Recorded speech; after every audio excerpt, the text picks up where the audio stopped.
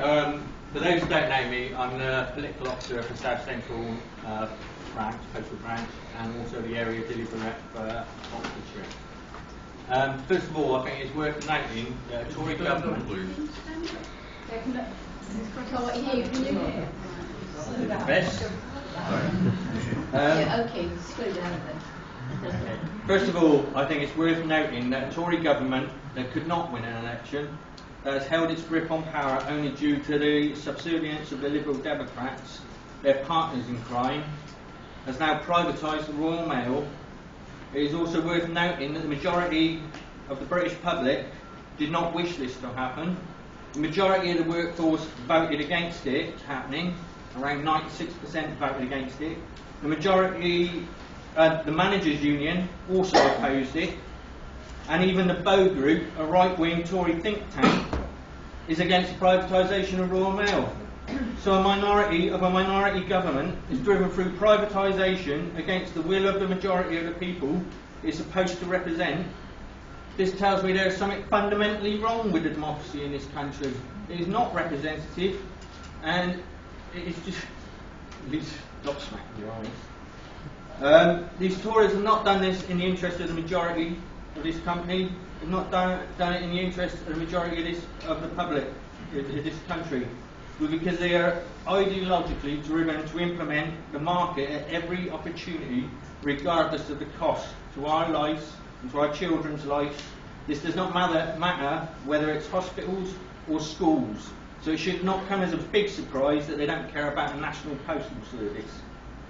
As a CWU, we are not allowed to strike against privatisation because that's a political fight, and we're not allowed to do that. But what we are allowed to ballot on is the effects of privatisation, and that is exactly what we've done. This ballot worries the government so much that it's rushed through privatisation. It's announced it, it's rushed it through, so it's getting it in before the. It's actually so rapid it comes out. It's going to be done the day before the ballot result. It is rushed through because I think they fear the result of the ballot and they fear the effect that it could have.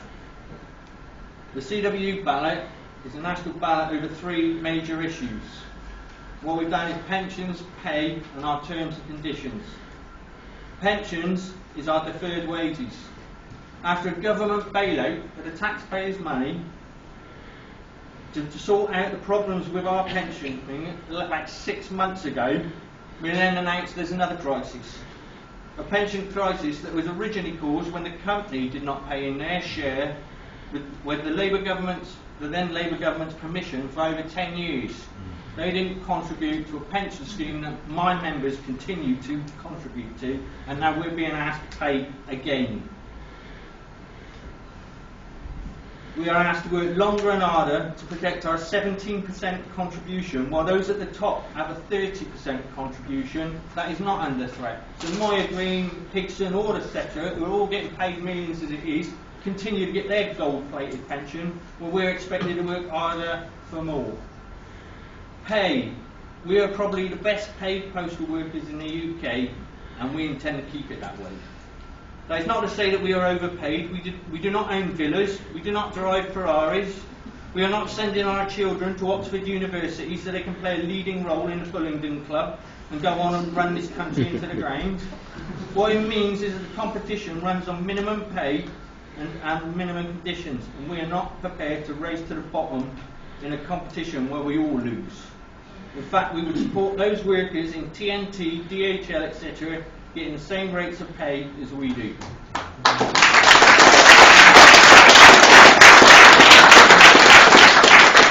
Our terms and conditions. This goes beyond the minimum wage offered by the competitors. 0-hour contracts is an obvious example.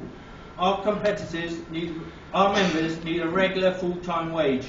We have lives outside of Royal Mail, and we want to be able to have that time and enjoy it. You can't do that if you don't know when you were working and what wage you were bringing out, particularly if it's a poverty wage. All of these issues are now under attack and will only intensify under privatisation. The force of the market is going to try and drive down our terms and conditions consistently. Royal Mail used to look to the Dutch model for inspiration. This is where they came from They looked over at Holland after Blair liberalised us, and they looked at as the role model. In Holland, the Postal Services changes ownership every few years. There are now 4 firms delivering the mail, only one of which offers a 6-day delivery service. Like Britain though, the mail has declined. So now you have more postal workers delivering less mail and offering a more expensive service that doesn't have, the same quality. None of this is good for the public, and for the postal workers, the average contract is 10 hours or less. Wages are minimal, and a union no longer exists. It's a race to the bottom that we are determined will not happen here. The national ballot is presently running and finishes Wednesday, and we wait with bated breath to see how big the yes vote is. We are then going to be fighting for a legally binding contract that protects our terms and conditions in law. And I personally feel that that's still going to come under threat consistently from the pressures of the market. As this is the Oxford People's Assembly, I think it's important to say something about what's happening in Oxford as well as the national situation. And locally, in East Oxford Delivery Office, we've had 2 members dismissed with over 40 years service, combined service and clean records. The members have felt that was completely unfair and personally feel under threat themselves. If 2 senior members with clean records and everything can be dismissed, particularly as a 3rd person was charged with gross misconduct at the same time, a manager who didn't even need an appeal to get his job back, he's back at work and he's running the office again. That has responded with a vote, a strike ballot. We had a strike ballot which voted 3-1 for a strike action at East Oxford. Out of that decision, that majority decision, out of 130 plus staff, like 2 weeks ago, yesterday, we took strike action for 24 hours. Out of the 130 plus staff, we had 1 scab.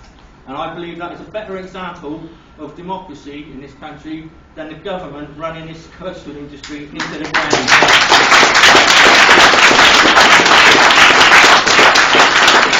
We have solid picket lines throughout the night and throughout the day. And to be honest, it's the best picket lines we've ever had. I mean, it's the best strike action that we've had. We had a meeting this week. Well, incidentally, they flooded the office with managers who couldn't do the job. It took 2 of them to walk up a drive to deliver 1 letter. 1 to hold the map and 1 to hold the letter. We had 3 original demands. One of those was for a joint review of the 2 cases between management and Royal Mail, which they were refusing to shift on. And after Tuesday's meeting, we recognise they ain't going to shift on it, and we think we've made our point, so we've dropped that demand. The other demand is reinstatement for the 1 Hours Tribunal if he wins it. We want him reinstated, and we want him back on the terms and conditions he left in. And the other one is, the other one was sacked on a 0 tolerance. We have no national agreements on 0 tolerance on anything. And we want a written letter from the area manager to our members stating that that is not the case. And the reinstatement we want from the territorial bigwig on the southwest, we want him to sign that letter. We have given the employer till Monday to respond with that in writing. Other than that, we're out for 2 days at half term, Thursday and Friday of half term, and we will continue action. We've been told that that's deliverable, and we expect it to be delivered. Other than that, we're going to continue with our action because we wouldn't trust them if they can't deliver what they told us they can give us. And all our members are asking for is it in writing now.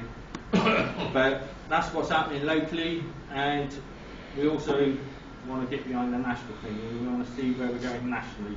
Because even though privatisation has happened, I think we've got an ongoing fight to renationalise it.